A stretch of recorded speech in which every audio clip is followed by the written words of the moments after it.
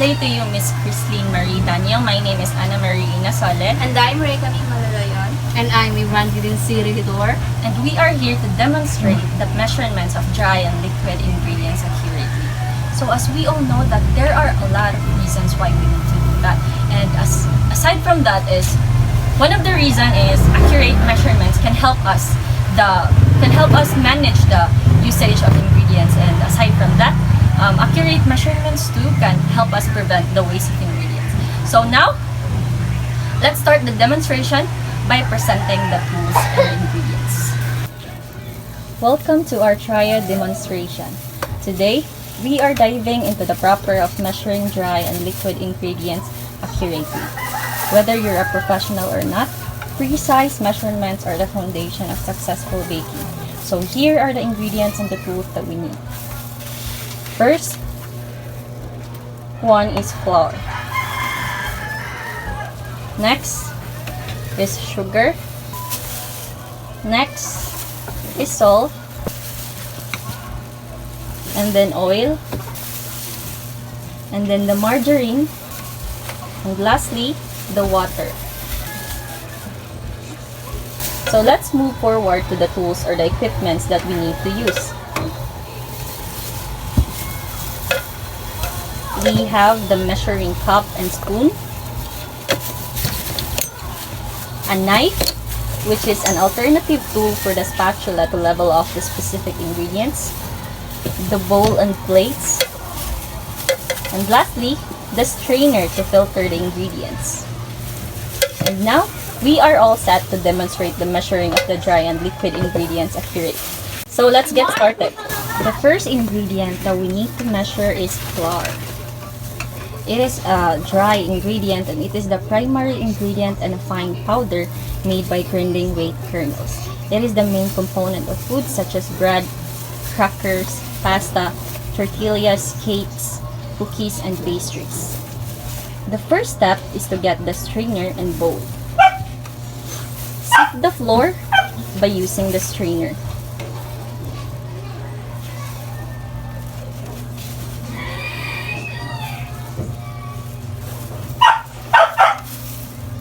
Putting your flour through a sifter will break up any lumps in the flour, which means you can get a more accurate measurement.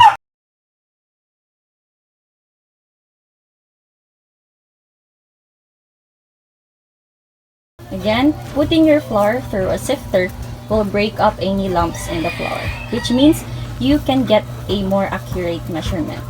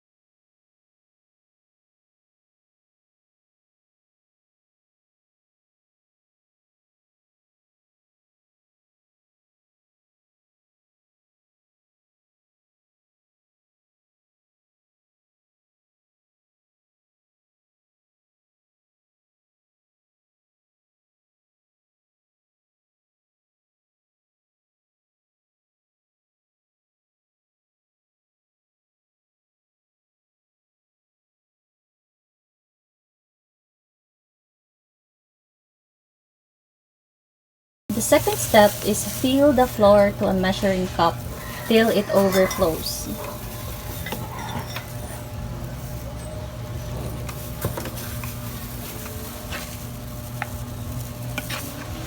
Again, the second step is fill the flour to the measuring cup till it overflows.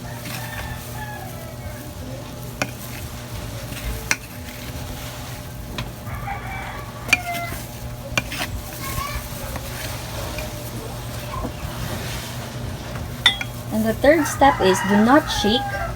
Never shake or tap the cup to settle the flour.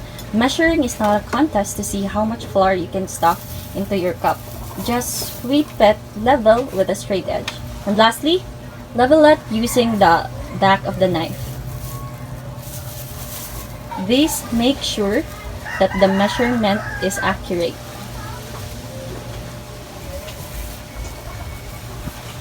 And that's how you measure the flour. The next ingredient is the sugar. Sugar is a sweet substance that is used to make food and drink sweet. It is usually in the form of small white or brown crystals. And now we use the white sugar. The first step is to get the strainer, sift it when it's lumpy.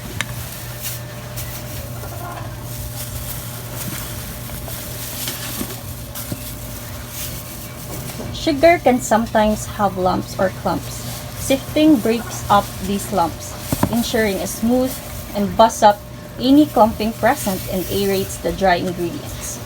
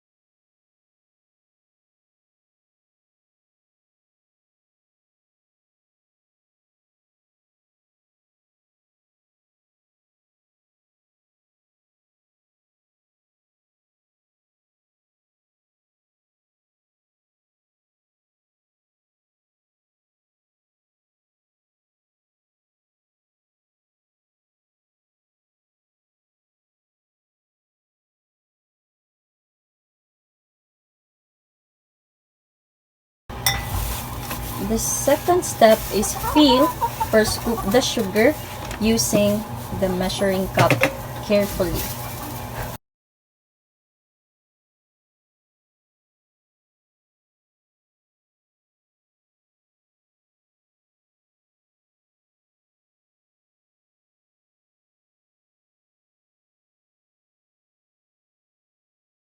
Fill it until overflows.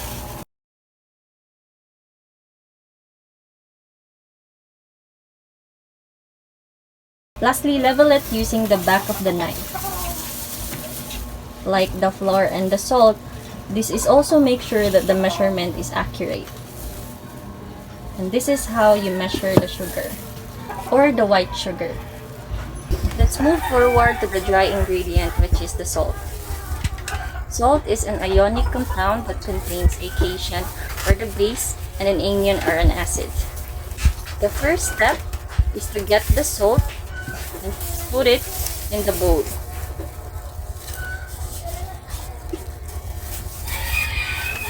Second, remove the lumps by stirring.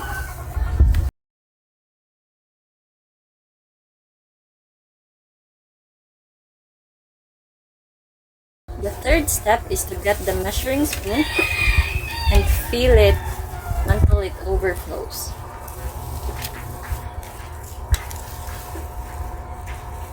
Lastly, level it using the spatula or the back of the knife. Again, lastly, level it using the spatula or the back of the knife. And that's how you measure the salt. The next one is the liquid ingredient, which is the oil. Oil allows higher cooking temperatures than water, making cooking faster and more flavorful while likewise distributing heat, reducing burning and uneven cooking. The first step is to get the glass cup with the oil. Next is pour the oil into the measuring glass.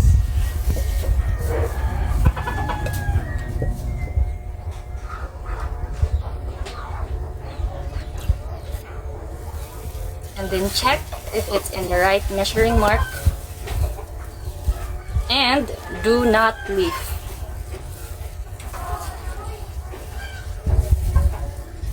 And that's how you measure the liquid ingredient, which is the oil. The next one is the margarine.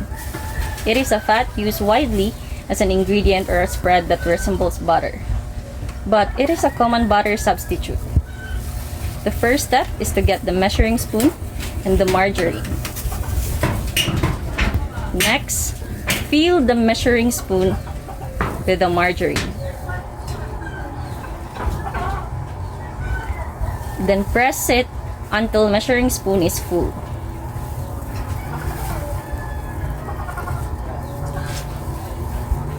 Then lastly, level it using the back of the knife.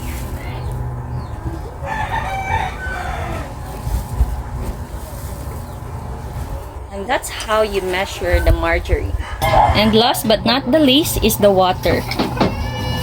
The first step is to get the water and the measuring cup. Then pour the water into the cup. Again, pour the water into the cup. Next, check if it's in the right measuring mark. And do not leave. And that's how you measure the water.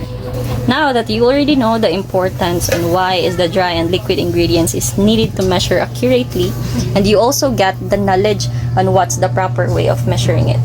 I hope you gain knowledge about this demonstration, and happy baking!